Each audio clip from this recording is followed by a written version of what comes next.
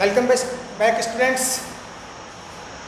हाँ दोस्तों, अब तक हम आवर्तबीजी पादपों के अंदर लैंगिक जन के बारे में बात कर रहे थे। तो आवर्तबीजी पादपों में लैंगिक जन के लिए हमने पुष्प की संरचना के बारे में, पुष्प के अंदर जो नरजन्नांग भाग होता है पुमंग, उसके बारे में डिस्कस किया था। हमने ये बताया था कि जो पुष्प का जो नरजन्नांग भाग पुमंग होता है वो पुंकेसरों से मिलकर बना होता है, एक या एक से अधिक पुंकेसरों से मिलकर बना होता है। पुंकेसर जो होता है उसके 3 भाग होते हैं, परागकोश, योजी और पुतंतु। इनमें जो परागकोश होता है वो लैंगिक जन्म की दृष्टि से महत्वपूर्ण अंग होता है। परागकोश 2 पालियों से निर्मित होता है। प्रत्येक पाली 2 कोष्ठों से निर्मित होती है। प्रत्येक जो कोष्ठ होता है वो लघु बीजाणुधानी की तरह कार्य करता है। लघु बीजाणुधानी जो होती है संरचना की दृष्टि से 2 भागों में डिवाइड होती है। एक तो पराग भित्ति होती है, दूसरा लघु बीजाणुजन उत्तक होता है। जो पराग भित्ति होती है उसके बारे में हम डिस्कस करेंगे, लघु बीजाणुजन उत्तक के बारे में डिस्कस करेंगे। ठीक, तो देखिएगा लघु बीजाणुधानी, लघु बीजाणुधानी की संरचना एवं विकास, लघु बीजाणुधानी की संरचना एवं विकास। तो सबसे पहले हम बात करते हैं जो परागकोश होता है ना, परागकोश। परागकोश में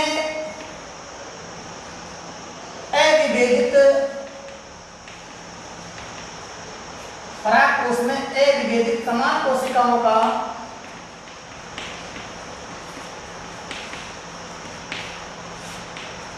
समूह पाया जाता है।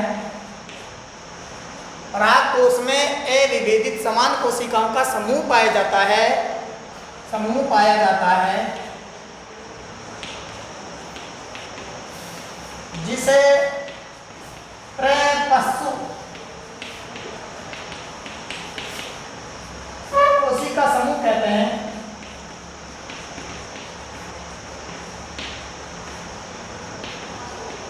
क्या कहते हैं? प्रपस्सु कोशिका समूह। इंग्लिश बोलते हैं आर्किस्पोरियल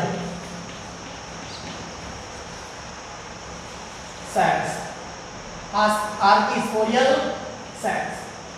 ठीक, ये जो आर्किस्पोरियल सेल्स होती है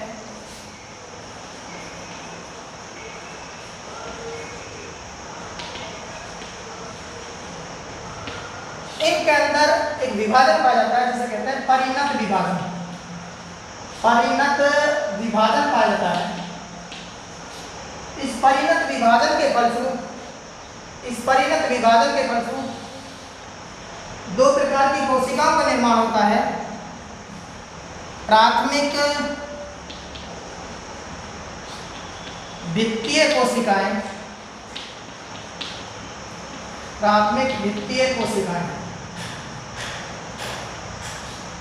और दूसरा प्राथमिक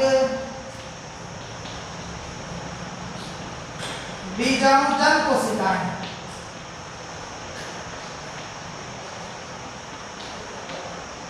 दूसरी कोशिकाएं कौन सी बनती है? बीजाणुजन कोशिकाएं। इनको बोलते हैं प्राइमरी पैराइटल सेल्स, और इन्हें बोलते हैं primary sporogenous sales. Primary sporogenous sales.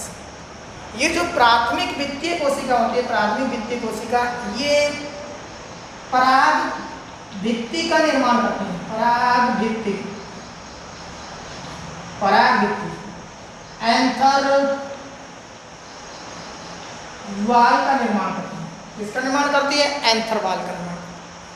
और ये जो है ये लघु बीजाणु जन कोशिकाओं का निर्माण करती है। लघु बीजाणुजन कोशिकाओं का निर्माण। तो हमने क्या कहा कि लघु बीजाणुधानी की जो संरचना है और उसका विकास है उसमें हम ये देखते हैं कि परागकोश जो होता है उसके अंदर अविभेदित समान कोशिकाओं का एक समूह पाया जाता है जिन्हें प्रपस्सु कोशिकाएं कहते हैं, आर्किस्पोरियल सेल्स कहते हैं। इन आर्किस्पोरियल सेल्स के अंदर एक परिणत विभाजन होता है जिसके फलस्वरूप दो प्रकार की कोशिकाएं निर्मित होती हैं, प्राथमिक वित्तीय कोशिका और प्राथमिक बीजाणुजन कोशिकाएं। प्राथमिक वित्तीय कोशिका परागभित्ति का निर्माण करती हैं, जबकि प्राथमिक बीजाणुजन कोशिकाएं होती हैं वो लघु बीजाणुजन कोशिकाओं का निर्माण करती हैं। ठीक है, हम यहाँ पर बात करते हैं परागभित्ति की।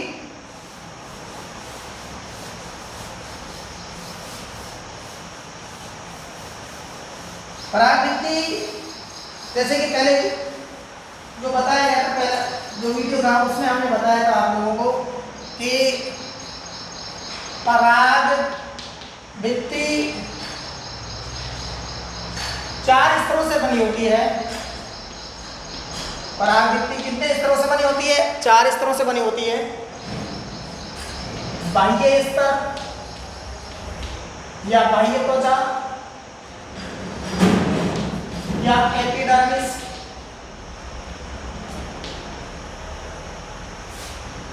आधस त्वचा या हाइपोडर्मिस,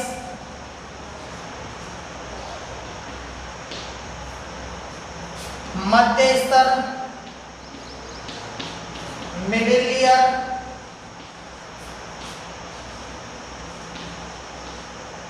और चौथा जो स्तर होता है वो कहलाता है टेपिटम। इसका पोषक स्तर बोलते हैं इसको।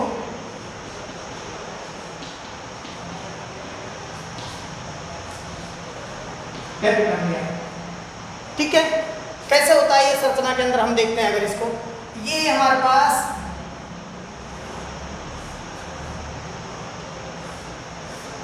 पुंकेसर है। क्या है ये? पुंकेसर। पुंकेसर के 3 पार्ट होते हैं, पुतंतु, योजी, परागकोश। परागकोश ये महत्वपूर्ण संरचना है। परागकोश के अंदर 2 पालियां होती हैं। कितनी पालियां होती हैं? 2 पालियां होती हैं। प्रत्येक पाली 2 कोष्ठों से निर्मित होती है। इस प्रकार 4 कोष्ठ पाए जाते हैं। कितने कोष्ठ पाए जाते हैं परागकोश के अंदर? 4 कोष्ठ पाए जाते हैं। ये जो कोष्ठ होते हैं ये लघु बीजाणुधानी कहलाते हैं। लघु बीजाणुधानी कहलाते हैं। ठीक, देखिएगा हम इसको डायग्राम से थोड़ा समझाएं। इसको मैं मिटा रहा हूँ इस वक्त। और ये जो संरचना अभी बताई थी हमने परागकोश की, इस परागकोश की संरचना को अंतस्थ काटते हैं। ये जो संरचना है इसका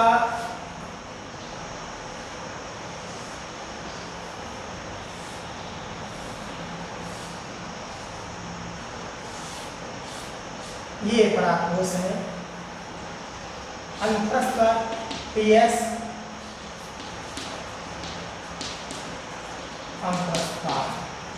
PS से हमें क्या दिखाई देगा? ये इस प्रकार दिखाई देगा।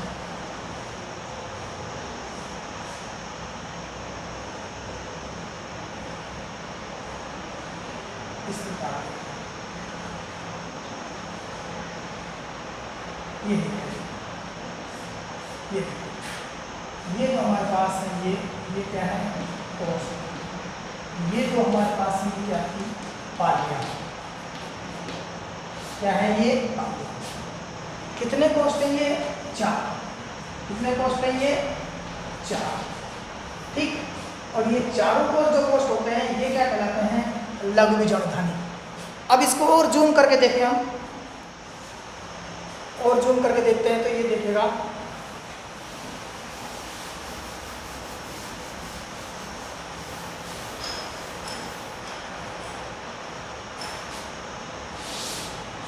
ये देखते हैं हम यहाँ पर, तो ये इस प्रकार दिखाई देता है।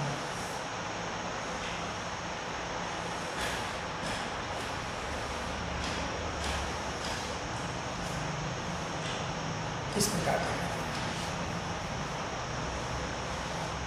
ये दिखाई देता है। यहाँ पर ये लेयर्स चल रही हैं।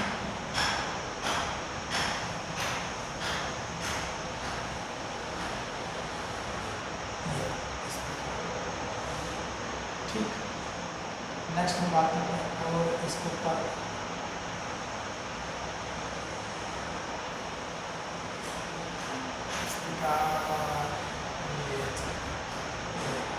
एक दो तीन और यहाँ पर हमारे पास ये लघु बीजाणु ध्वनि, ये लघु बीजाणु ध्वनि, ये लघु बीजाणु ध्वनि, ये लघु बीजाणु ध्वनि। ठीक है, तक इस प्रकार दिखाई दे रहा है। देखिए दोस्तों, जो ये लघु बीजाणु ध्वनि है, लघु बीजाणु ध्वनि, 4 लघु बीजाणु ध्वनि है। कितनी लघु बीजाणु ध्वनि है इसके अंदर हमारे पास? 4। ठीक, लघु बीजाणु ध्वनि की बात की थी हमने, इसके 2 पार्ट हैं। कितने पार्ट है इसके? 2। एक तो है पराग भित्ति, एक तो पराग भित्ति, और दूसरा हमारे पास क्या है? लघु बीजाणु जन ऊतक। ठीक, पराग भित्ति होती है उस 4 स्तरों से बनी होती है। कितने स्तरों से बनी होती है? 4 स्तरों से बनी। कौन कौन से? बाह्य त्वचा, अधः त्वचा, मध्य स्तर और लास्ट जो है हमारे पास टेपिटम।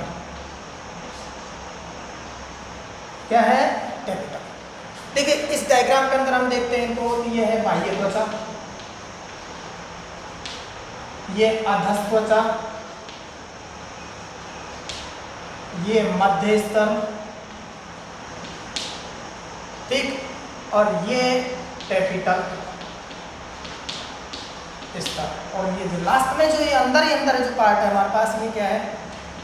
बीजाणु जन ऊतक। बीजाणु जन ऊतक, बीजाणु जन ऊतक। अब ये तो हमारे पास ये पार्ट है, ये तो है भित्ति, ठीक है, और ये बीजाणु जन ऊतक। तो हम 1 बाय 1 स्तर के बारे में बात करते हैं। यहाँ पर हमने आपको बता दिया था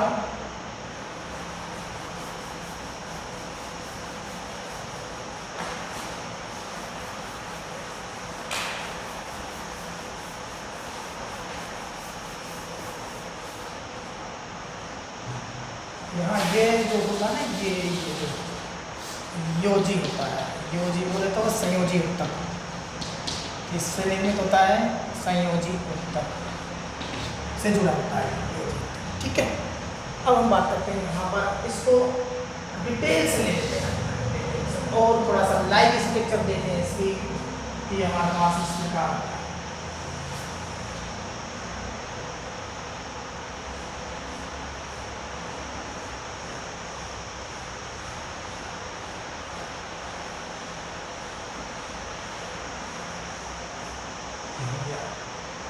यूनिलिया बाह्य त्वचा। कौन से स्तर हो गए ये? बाह्य त्वचा। फिर हमारे पास अधः त्वचा,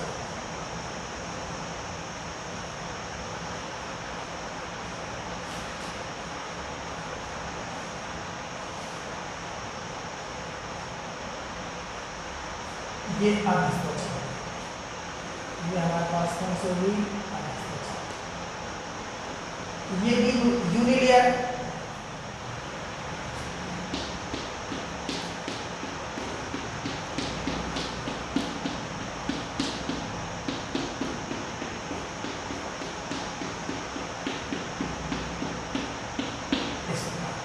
अब हमारे पास 3 लेयर संरचना पाई जाती है। 3 लेयर संरचना,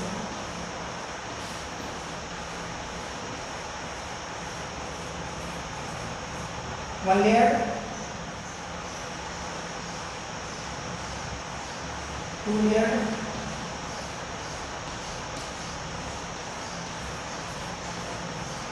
3 लेयर।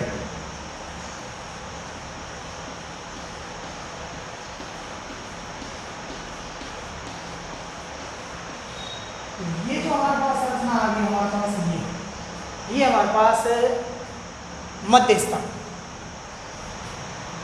नेक्स्ट बड़ी कोशिका में जाती है कैपिटल लेयर।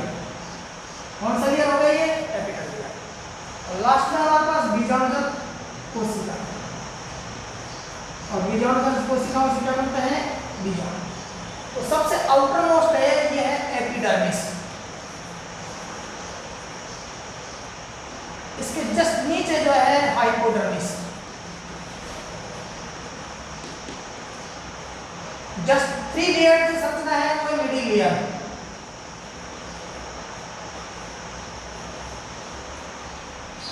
और लास्ट में जो बहुकेंद्र की बड़ी कोशिका युक्त बहुविध कोशिका युक्त जो लेयर है हमारे पास, वो है हमारे पास कैपिटल।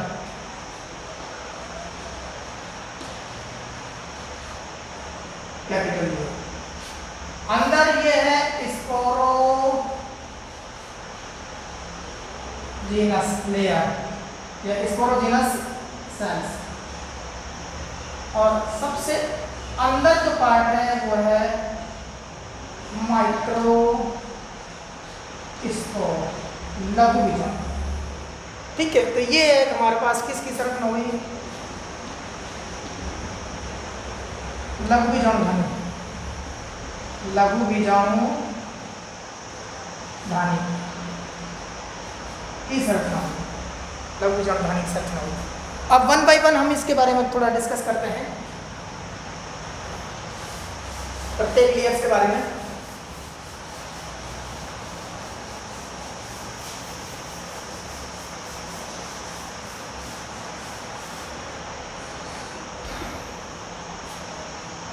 सबसे हम बात करते हैं पराग भित्ति। पराग भित्ति कितने हैं पार्ट इसके? 4 इस तरह इसके अंदर। बाह्य त्वचा,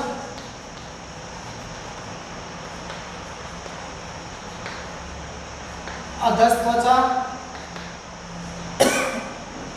मध्य स्तर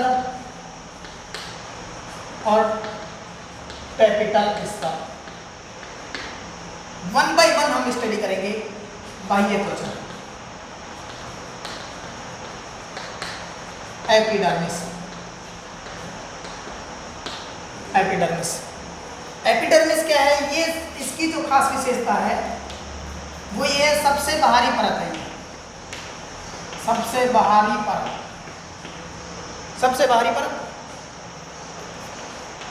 एक कोशिकीय स्तर है।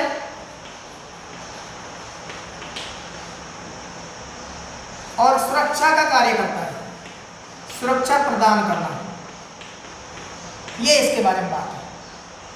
बाह्य त्वचा के बारे में 3 पॉइंट्स हमारे पास। सबसे बाहरी स्तर है, यह सबसे बाहरी परत है, एक कोशिकीय स्तर है, सुरक्षा का कार्य करता है। ठीक। सेकंड पार्ट हमारे पास, सेकंड जो हमारे पास है वो अधस्थ त्वचा। अधस्थ त्वचा, अधस्थ त्वचा को बोलते हैं हाइपोडर्मिस। हाइपोडर्मिस। इसकी खास बात यह है, ये ठीक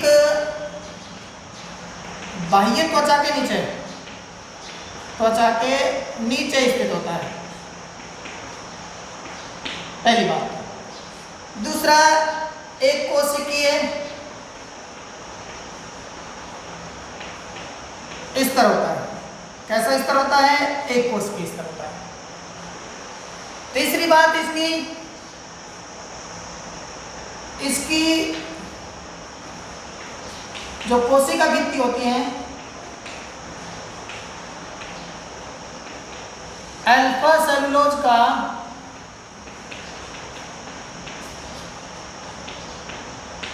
जमाव पाया जाता है। अल्फा सेलुलोज के जमाव के कारण रेशेदार पट्टियां बन जाती हैं।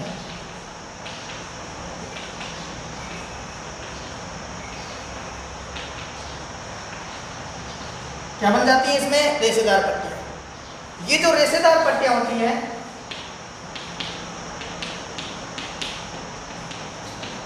रेशेदार पट्टियां, ये आर्द्रता ग्राही होती हैं। आदतग्राही होती हैं और परागकोश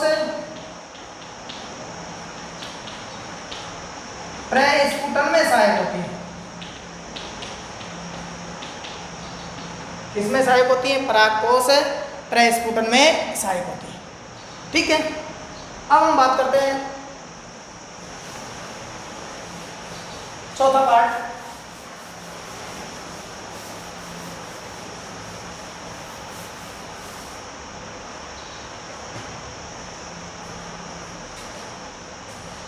चौथा जो पार्ट है हमारे पास, चौथा के तीसरा पार्ट है मध्य स्तर,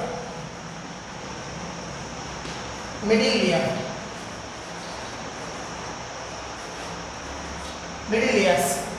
मिडिल लेयर जो होती है 1 से 3 कोशिकीय स्तर का, कोशिकीय स्तर 1 से 3 कोशिकीय स्तर होता है ये।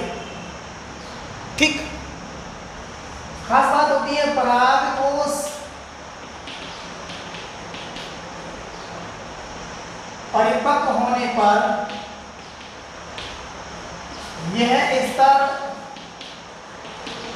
नष्ट हो जाता है। यह स्तर क्या हो जाता है? नष्ट हो जाता है। क्यों नष्ट हो जाता है? ये लघु बीजाणु जब कोशिकाओं को पोषण का कार्य करता है, क्या प्रदान करता है? ये पोषण का कार्य करता है। इस कारण क्या है? ये नष्ट हो जाता है। नेक्स्ट हम डिस्कस करते हैं भाई यहाँ पर चौथा पर जो पार्ट है हमारे पास वो है टेपिटम। बहुत इंपॉर्टेंट संरचना है टेपिटम।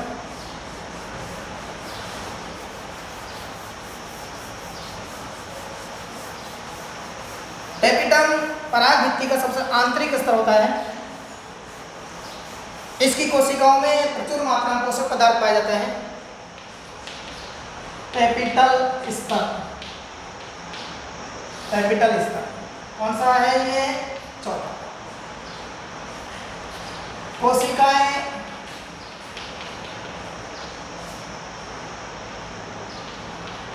पोषक पदार्थ युक्त, कोशिकाएं बहुगुणित, बहुकेंद्रिक, बड़ी जीवद्रव, सघन युक्त होती है। देखिएगा टेपिटल स्तर की कोशिकाओं में खास विशेषता है कि इनमें पोषक पदार्थ क्या होते हैं? प्रचुर मात्रा में पाया जाता है। इनकी कुछ कोशिकाएं होती हैं वो बहुगुणित होती है, बहुकेंद्रिक होती हैं और बड़ी होती हैं और जीवद्रव से भरपूर होती है, सघन जीवद्रव युक्त होती हैं। अब खास बात यह है, ये इनका कार्य क्या है? पोषण प्रदान करना। पोषण प्रदान करना, इनको पोषण प्रदान करना लघु बीजाणुजन कोशिकाओं को, लघु बीजाणुजन कोशिकाओं को।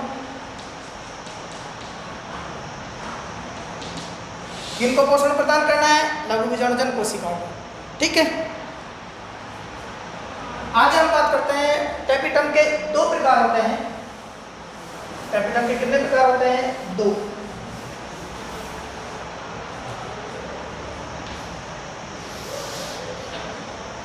टेपिटम के 2 प्रकार होते हैं। एक तो होता है अमीबीय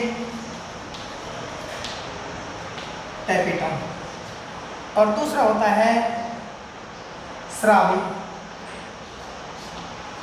टेपिटम। इसे हम पेरिप्लाज्मिक टेपिटम भी कहते हैं।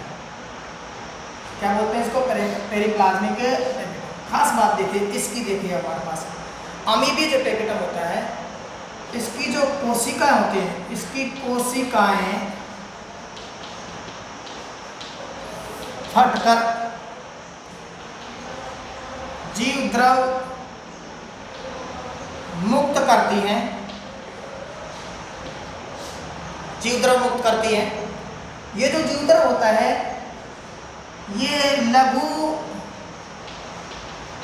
बीजाणुजन कोशिकाओं के मध्य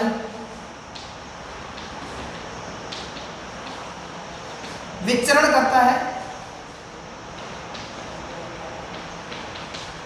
और क्या प्रदान करता है? पोषण प्रदान करता है। क्या का काम करता है? ये पोषण का कार्य करता है। नेक्स्ट जो हम बात करते हैं स्रावी, तो इनकी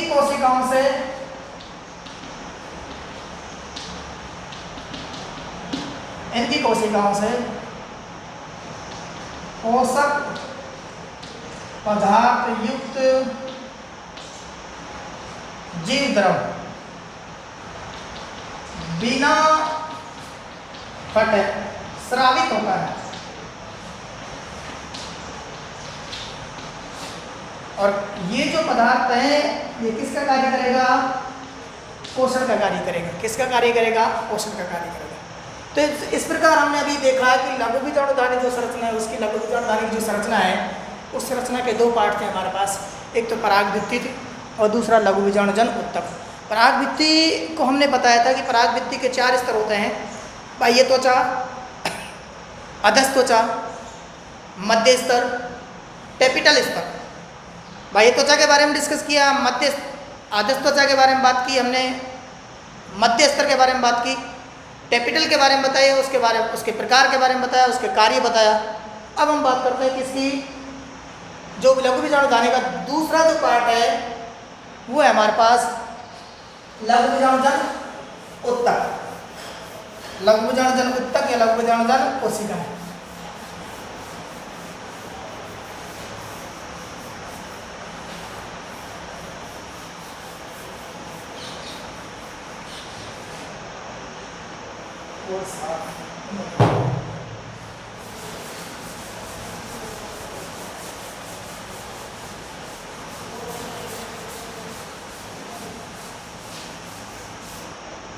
ये देखिए लघु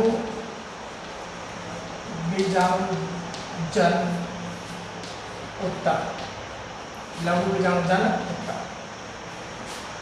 यहाँ हमारे पास लघु बीजाणुजन उत्तक होता है, इसमें समसूत्री विभाजन होता है। कौन सा विभाजन होता है? समसूत्री विभाजन होता है, जिसके फलस्वरूप अनेक लघु बीजाणुजन कोशिकाएं बनती हैं। लघु बीजाणु जन कोशिकाएं बनती हैं। ये जो लघु बीजाणु जन कोशिका होती है, ये लघु बीजाणु जन कोशिकाएं लघु बीजाणु जन मात्र कोशिका की तरह कार्य करते हैं। किसकी तरह? Micro स्पोरो mother cell. किसकी तरह कार्य करती है? माइक्रो स्पोरोजन मदर सेल्स की तरह कार्य करती है। इनके अंदर अर्धसूत्री विभाजन होता है। कौन सा विभाजन होता है? अर्धसूत्री विभाजन होता है। फलस्वरूप किसका निर्माण होता है? लघु बीजाणुओं का। लघु बीजाणुओं का निर्माण होता है। गुणसूत्रों के भी यहाँ पर देखें तो ये हमारे पास 2n होते हैं, ये भी हमारे पास 2n होते हैं, क्योंकि समसूत्री विभाजन के फलस्वरूप निर्मित हो रही है। इधर हमारे पास लघु बीजाणुजन मात्र कोशिकाएं हैं, ये भी कैसी होती है? 2n होती है। और अब इनमें अर्धसूत्री विभाजन होता है तो ये कैसी हो जाती है? एगनिक हो जाती है, n होता है, हैप्लॉइड हो जाती है। ठीक है। अब ये जो लघु बीजाणुजन कोशिका है, इन्हें हम क्या कहते हैं? लघु बीजाणु। इनको हम बोलते हैं परागकण। क्या बोलते हैं इनको? परागकण। Pollen grains. क्या बोलते हैं इनको? Pollen grains. ये जो परागकण है विकास करके नर युग्मोद भिद में बदलते हैं। मेल गैमेटो फाइट में बदलते हैं। एक्चुअली है क्या ये नर युग्मोद्भिद? अंकुरित परागकण है। अंकुरित परागकण, ठीक, अंकुरित परागकण है। अब हम बात करते हैं ये जो अंकुरित परागकण से पहले जो परागकण निर्माण हुआ है, ये परागकण जो अर्धसूत्री विभाजन के फलस्वरूप बनते हैं, कितने प्रकार के होते हैं? 4। कितने प्रकार के बनते हैं? ये 4 प्रकार के बनते हैं, यानी कि 4 संख्या होती है इनकी। टेट्राड के रूप में पाए जाते हैं। किसके रूप में पाए जाते हैं? टेट्राड के रूप में पाए जाते हैं। और विभिन्न व्यवस्थाओं में पाए जाते हैं ये। इन व्यवस्थाओं को हम आगे डिस्कस करेंगे नेक्स्ट वीडियो के अंदर। ठीक है दोस्तों, आज इतना ही। ओके।